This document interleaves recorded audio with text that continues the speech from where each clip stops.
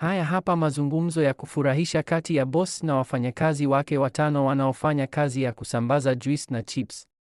Boss anazungumza kwa msisitizo, lakini wafanyakazi wake wanamjibu kwa utani na ucheshi, hali ikiwa ya kawaida kazini lakini yenye ukaribu mkubwa. Mazungumzo. Boss na wafanyakazi sambaza juice na chips wapo katika ghala wakijiandaa kwa usambazaji wa siku hiyo, boss akiwa amesimama na daftari mkononi kwa msisitizo, jamani, hii siyo hoteli ya mama yako.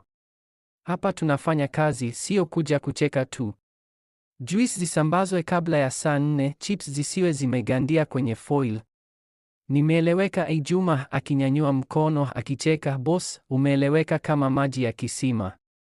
Ila swali dogo tu, tukianza kusambaza kabla ya kunywa chai, tutasambaza au tutasambaratika? Safia akitetemeka kwa kicheko, yaani boss unataka tuendeshe delivery na tumbo tupu?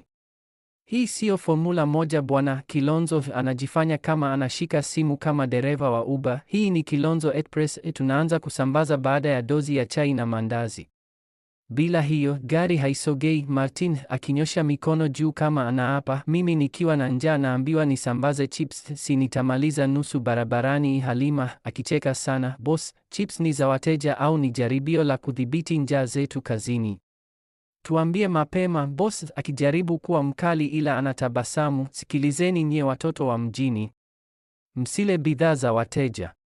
Leo nikishika mtu anakula chips kabla ya kufika sokoni, ataosha vyombo wiki nzima. Wote wakicheka kwa sauti, hapo sawa boss, ila tunaomba gloves za kuosha vyombo na playlist ya nyimbo. Boss akitingisha kichwa kwa tabasamu, nendeni kazini bwana, msije mkanichelewesha order ya Serena Hotel kama juzi.